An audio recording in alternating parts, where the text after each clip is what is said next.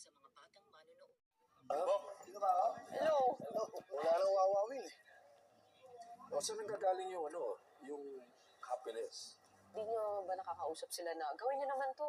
Magbibigay ng saya, magbibigay ng ligaya at pag-asa na dyan lang.